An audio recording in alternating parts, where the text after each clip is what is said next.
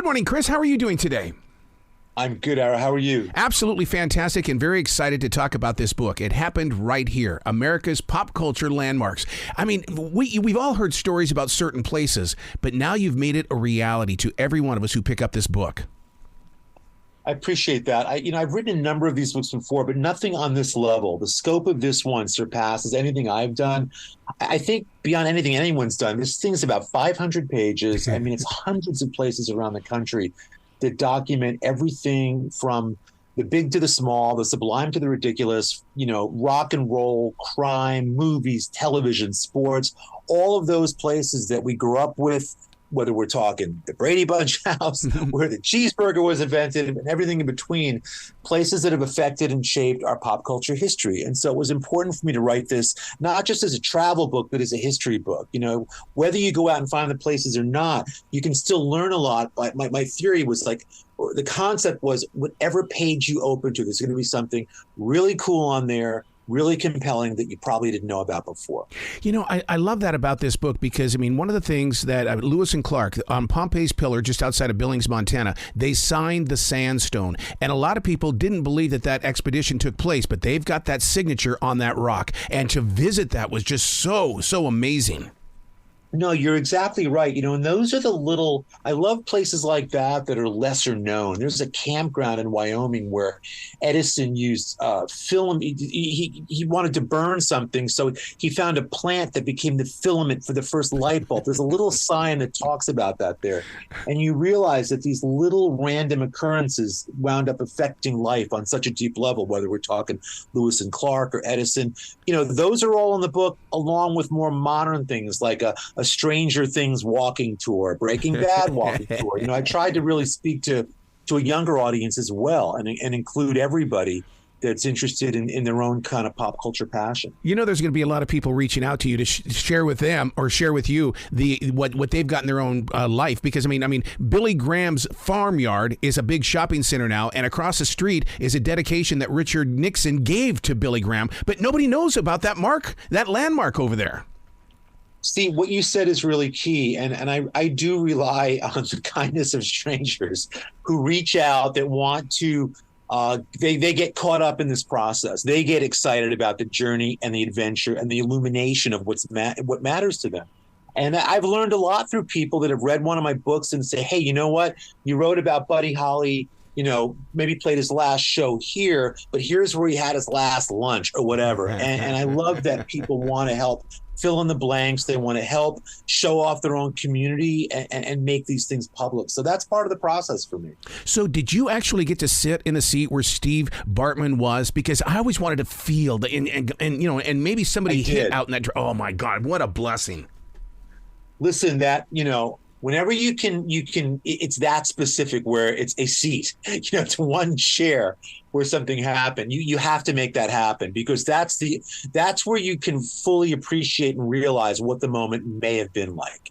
Wow. It's one thing to walk into Wrigley Field. It's another to sit in that seat. So no, I was absolutely right there for a game. What's cool is that when places know you're coming and what you're working on, if they're familiar with your work, they will help facilitate that kind of experience. I've been spoiled over the years by experiences like that from time to time, which are really fun and cool. But yeah, I did sit in that seat. I totally agree with your experiences because you have written some of the most incredible books, one-on-oneness and sharing the true soul of those that you're writing about or the places that you're writing about. I appreciate that. Thank you. I believe in the power of storytelling, and I that married for me with the love of American culture and kind of a driving idea that I don't think our country always gets credit for all it's produced. And I will tell you, on a personal level, that's always pushed me because I'm proud of the fact that rock and roll and hamburgers, that our country really has given the world a lot of amazing things, the blues and jazz and everything.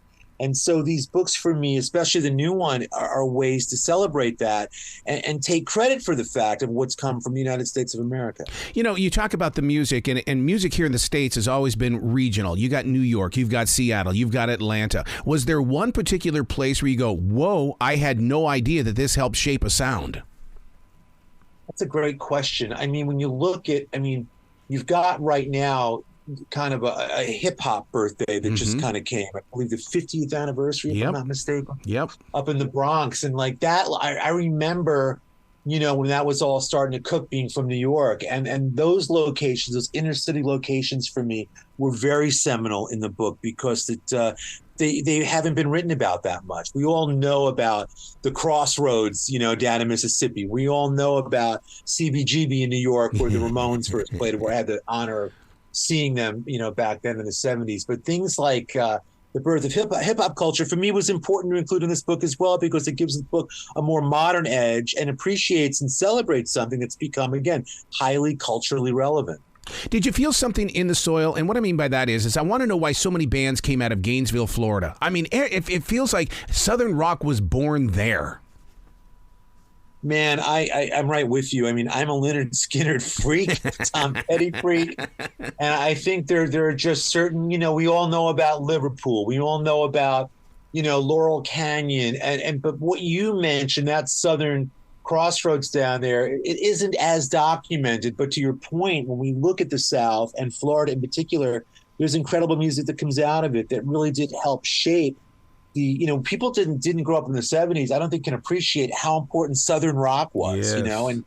And what that did, and the authenticity of that music that still holds up today, that it went on to influence, so many other bands around the country and around the world. So I don't know what was in the water down there, but I'm glad it was. And I'm glad that Southern culture still exists today, and that those records and bands are still so relevant. I learned just yesterday that the Sunset Strip in Los Angeles is what inspired Las Vegas, and I went, what? See, that's why books like what you've got is so inspiring to the future growing forward.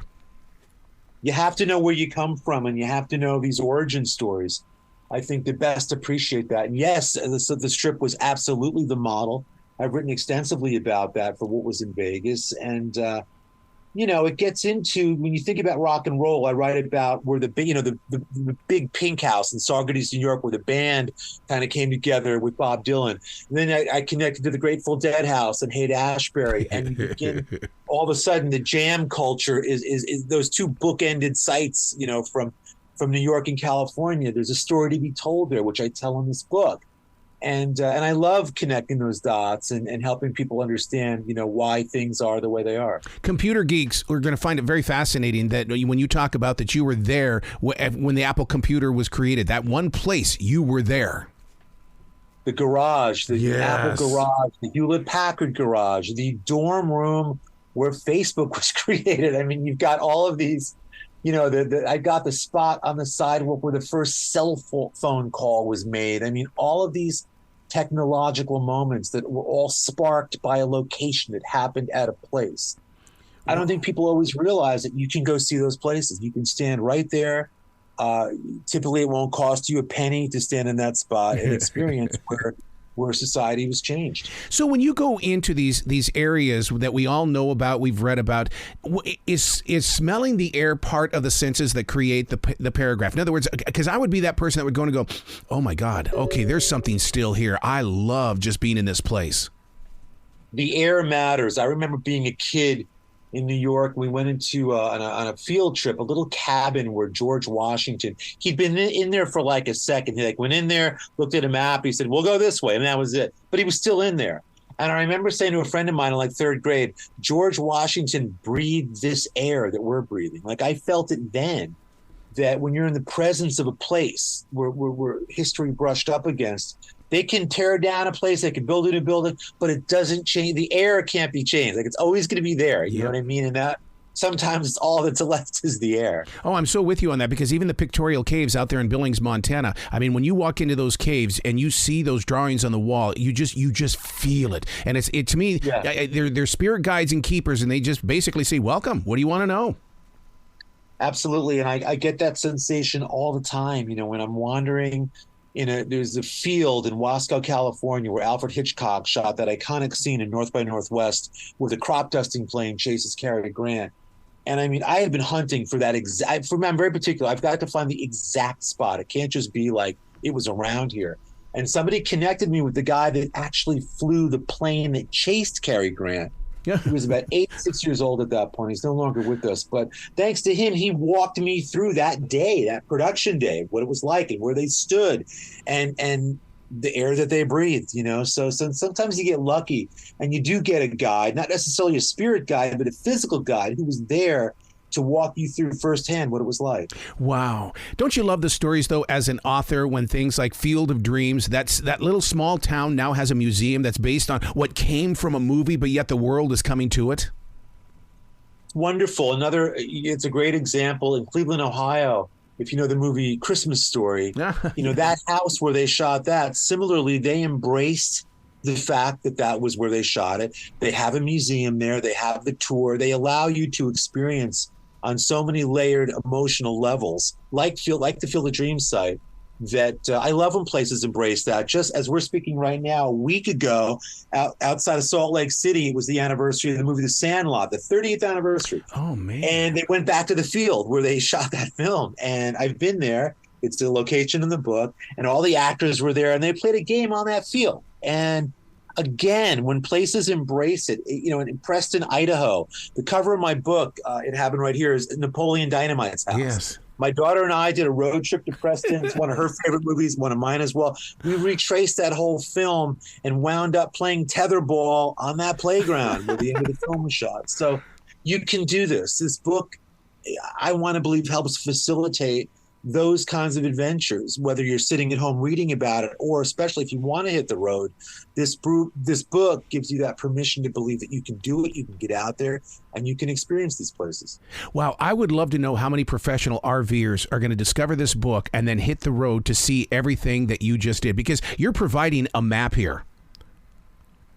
People, yeah, well, thank you for getting that part of it. There are people that want to do that. They want to, you think about van culture today and van life, this idea, this nomadic existence people have. I like to think a book like this can become a bit of a road Bible. Yeah. For folks that are always out there that don't realize what they're driving past. And hey, why not go where the ice cream sundae was born, or the potato chip, or whatever, when you're out there. There's so many places that help illuminate the American experience. And, I get notes from people that are living like that. And this book is always in the glove box, just in case. It's like a Rand McNally magazine, man. There is that sense of again, mapping out, doing the legwork for people, literally, so they don't have to do it. And I think people appreciate that. They like that the homework's done for them. They like that they can go create their own experience at a location and go home with their own stories. I mean, I kind of start the process, but I like to think that readers go out and finish it. Wow. So now when you walk into that Subway sandwich shop where Jussie Smollett, all that action took place, do you instantly sit down and start writing? How do you bring it to the page? In today's day and age, technically, it's a lot easier to tell stories. I can grab my iPhone and narrate a voice memo to myself about what I'm feeling, and what I'm noticing and what details are there. And then I can get home and I can listen to that. And I can remind, it's so easy to capture moments, easier than it was 20 years ago when I started doing these sorts of books. Today it's fun, and I can share a piece of it in the moment and post a piece of it and say, you know what, this is where I am. This is what's upcoming. And so for me, a lot of it is just on-site documentation with a lot of audio, and then going home and sifting and sorting through those kinds of audio notes and visual notes and building the story that way. During your travels, did you ever feel fear in the way that it's still in the air? For instance, like the bank that Patty Hearst robbed. That photograph to this day is still planted inside my imagination. To go in there and to feel the fear of the employees that were part of that bank. There's definitely an immersive feeling that I get in places like that where there was threat, where there was pain and there was trauma. The one that probably sticks out the most is a Manson-related site that's very, very little known. Everybody knows the famous house on Cielo Drive and Sharon Tate, but when they left that house, they were covered in blood, and they stopped randomly off of Benedict Canyon in someone's driveway where they noticed a hose. And they hosed themselves off the blood in that driveway. And it's just a little driveway. It's a little random spot that happened to get brushed up against by this infamous history. And that place in particular, when I stand there, I get a real sense of of dread, because it's like, what was the conversation, if any, were they having in that moment? They know what they've done. They know they got to get out, but they know they've got to get the blood off them, And so, yeah, those places for sure, definitely for me, still contain the ominous, foreboding moments that were happening. Do you take any spiritual tools with you when you go into these haunted places? Only because, I believe in Native American spirituality, and I bring feathers with me at all times because I want them to know that, hey, I'm safe, and B, I'm protected. It's an interesting question. I've never been asked that. I haven't done that. I sort of do the reverse in that I try and leave with a piece of the place. Maybe it's a brick or a cup full of dirt or something, but I like to keep a connection with me. And I, over the years, have amassed hundreds, thousands of pieces of history on my walls. I sit here talking to you right now. I'm looking at a piece of the Hindenburg, oh my God, skeleton. I'm looking at a piece of the eyeglass case that was in the breast pocket of Alexander Hamilton when he had the duel with Aaron Burr. So I collect these pieces of history. That's how I remain connected and create, I guess, an emotional or even spiritual connection to your point, to help those places remain alive in my own psyche and spirit. Are you setting up a museum for the future? I mean, I could probably do it. I have a friend named Scott Michaels who has run death tours throughout California for years and years. He had a museum till recently, a death museum, which was wonderfully interesting and macabre and all that. And mine is, of course, not just about death. I have all kinds of different pieces of history. Maybe someday, you know what? I never say never to things like that. And while I keep these little pieces for my own remembrance, you know what? Who knows? They could wind up as a part of some reliquary someplace, sometime. To take that trip to the Zeppelin crash site, my God! I mean, that in itself. Once again, it starts with pictures, but to physically be there, now that photograph has words to it, and it's your words. Yeah, and it's funny you mentioned that. It was one of the first places I visited in Lakehurst, New Jersey, and it remains to me one of the most impactful. For anyone, most of us have seen the footage, the announcer screaming, "Oh, the humanity," as the crash happened back in the 1930s. And it was really the first time that kind of catastrophic event was documented on film. It really was. That was the first time people had seen something like that happened, and it remains so haunting. So to stand there at that site, there's a little marker they put there that places you right at that location. And, it's that for me was one of there's more gravity at that site. It was one of the most impactful sites for me of any place. I visited thousands of these locations, and that one really has got to be like top 5 in terms of dramatic feeling that I got. What about war zone sites such as here? I'm here in the South, so we're blessed with all these Civil War sites. But I also came from, like I said, from Montana. Custer Battlefield was, to stand out there in that field and to try to figure out what was being felt. Oh, God, it's in the book. I remember there's a steakhouse called Keen's Steakhouse in New York. I remember as a kid that had Custer's clay pipe. Oh, the my restaurant God. was famous for clay pipes. And that always made me think of that location. And going to that location for the book was just, look, I went to a lot of battlefields as well that are in the book because obviously, that's where the ghosts really hang in the air, at places like that. And, whether it's Antietam or Custer's Last Stand, all those places that are in this book are very impactful. There's a Mormon site. There was a mass murder site in Utah that took place years ago. That's the Mountain Meadows Massacre, I believe it's called. Standing there, similarly, was also very, very impactful for me because, again, when a place is silent, when you're out in the middle of nowhere and all you hear is the wind blowing through the grasses, it really, I think it carries the echoes of those events back to you. Oh, God. You allow yourself to be in tune and in touch with those, you can hear them and you can feel them. Oh, God, 20 minutes with you is just not enough. That's why people have got to get this book, 500 pages, well worth it. Please come back to this show anytime in the future, Chris. This was one of my most interesting and wonderful conversations, Arnold. Thank you so much for having me. It really was wonderful. You be brilliant today, okay? You too, my friend. Thank you.